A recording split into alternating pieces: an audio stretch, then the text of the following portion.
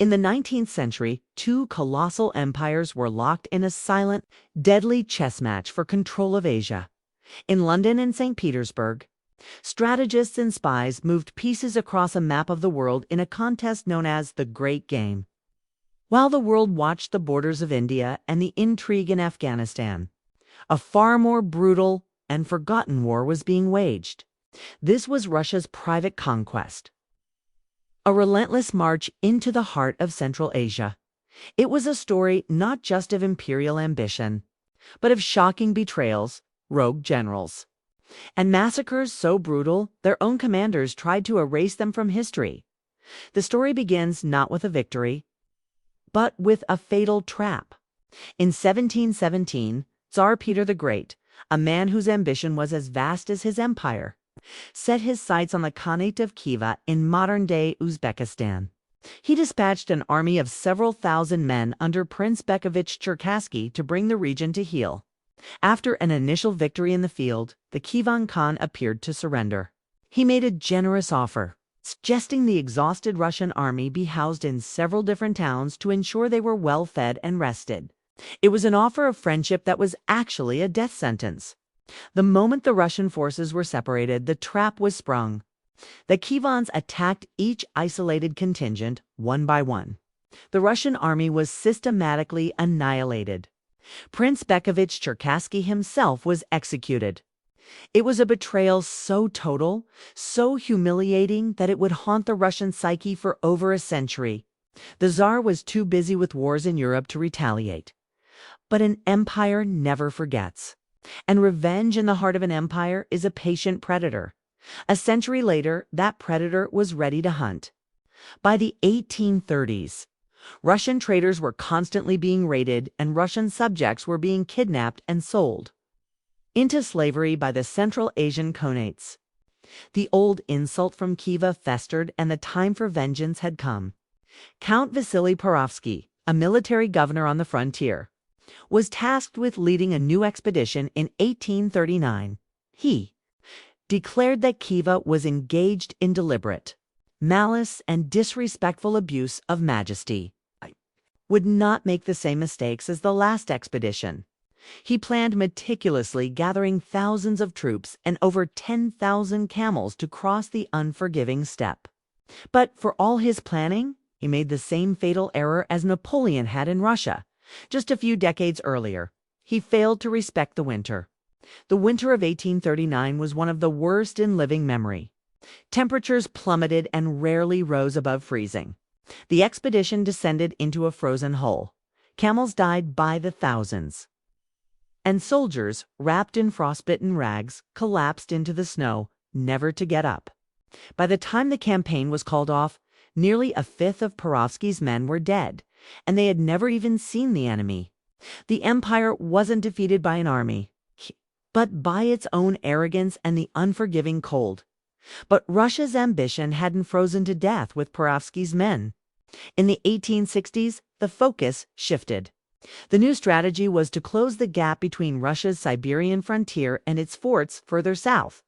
The main obstacle was the Khanate of Kokand, and the ultimate prize was its magnificent capital, Tashkent. The city was one of the wealthiest in all of Central Asia, and taking it would cripple the Khanate and establish Russian dominance for good. The man for the job was General Mikhail Chernyayev. His first attack in 1864 was repulsed, but he returned the next spring, and this time he wasn't going to be denied. There was just one problem. The Tsar and the War Ministry in St. Petersburg were getting nervous about such a bold conquest. They sent a courier with explicit orders for Chernyayev to halt his advance. But Chernyayev, sensing his moment in history, launched his attack before the orders could arrive. He was a rogue general, rolling the dice on his career and the fate of an entire region. His forces crushed the Kokand army, breached the city walls, and after 2 days of brutal street fighting, the Russian imperial flag was flying over Tashkent. When the government found out, they were faced with a dilemma. The general had directly disobeyed the Tsar, but he had also just handed them one of the greatest prizes in Asia. In the end, they accepted the conquest. Chernyayev was celebrated as the Lion of Tashkent and became a national hero. and then was quietly sidelined, never to be given another major military command. The fall of Tashkent sent shockwaves across the region. The neighboring emirate of Bukhara, a historic rival of Kokand, knew they were next.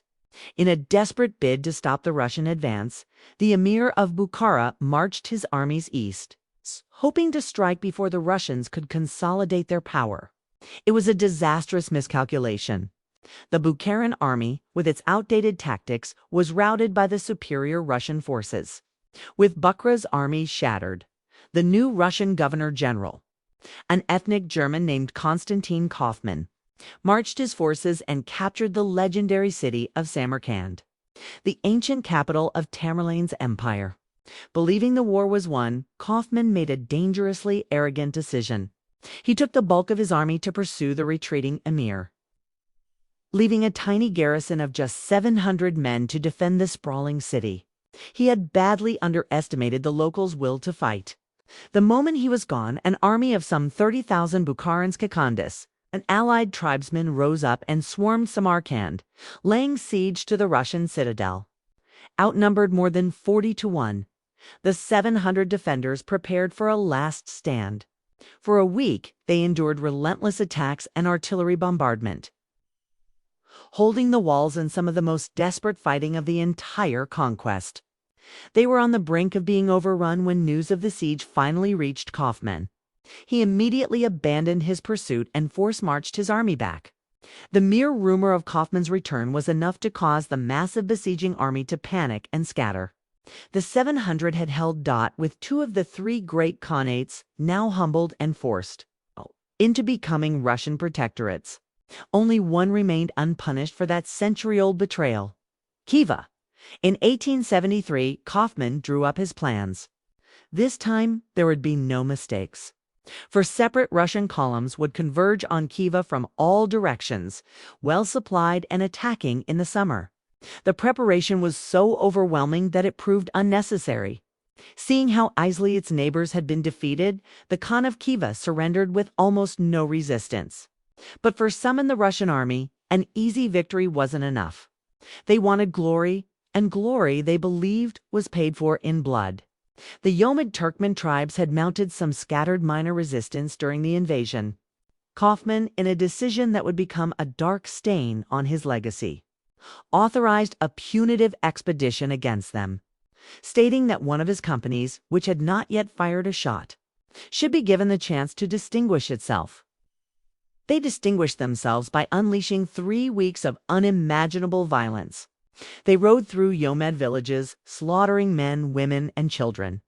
It was a systematic campaign of terror designed to ensure the Yomid would never cause trouble again.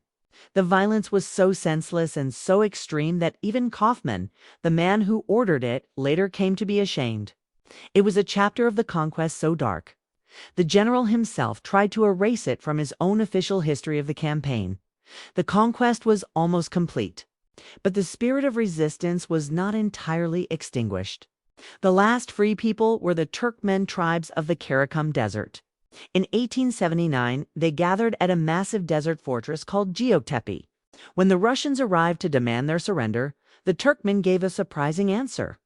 In a stunning display of defiance, they repelled the Russian siege, inflicting hundreds of casualties on the attacking force and forcing them into a humiliating retreat.